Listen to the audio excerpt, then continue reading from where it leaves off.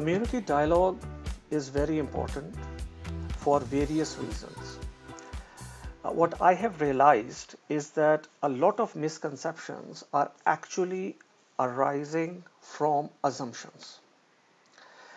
And those assumptions, with a bit of a passage of time, become a belief. And those beliefs then convert into walls. And the passage of time, the wall gets thicker.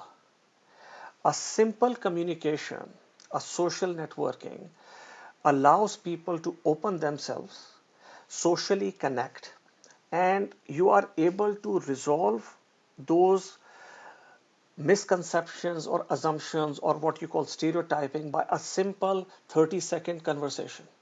The relationships we built with the partner communities in these dialogue sessions was definitely constructive.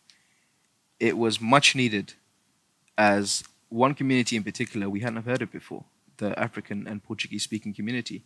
So any form of involvement with them is 100% increase. That's the way I see it. So we've already made groundbreaking progress. One of the gentlemen, he said that his community, they're really together. He knows his neighbor, how they talk, and then if there's any issue in the community, they all come together to solve. I was shocked because where I am is not like that.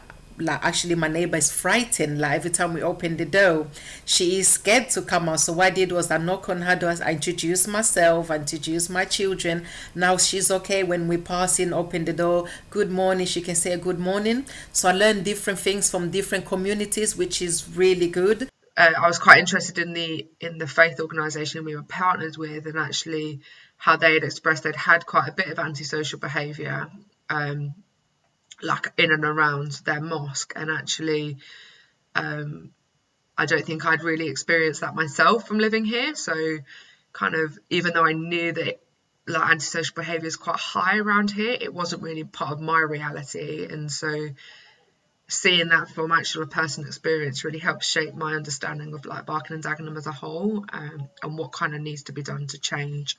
Now, dialogue allows us to discuss, and discussing allows us to educate one another.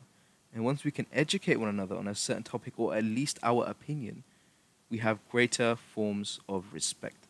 And where there's respect, I feel we increase tolerance. And where there's tolerance, we have a fluctuating society. And society relies on this form of tolerance and respect because we are all so different. We don't have to be the same. Interfaith is essentially a way of uniting communities. I would do it again. If I have to do it again, I would do it. So it is good. We need something for our community where we feel belong. Because some people, they go to church, some people, they go to the mosque. What about those non-believers? So we cannot forget about them. So we have to bring everyone together. I'm not saying it's going to be easy, but if we have the dialogue and where we can try to bring even just 6 people, at least we have that platform, we can help our community. So most definitely, any projects, that's why I became a youth worker. I am available to work with my community. Our connection through the Faith and Basic Belief Forum is actually the first step. The rest of the steps, we as the community have to take. And we as the community have to continue taking these steps, and also try that the same spirit and the same approach can be translated to the younger generation also.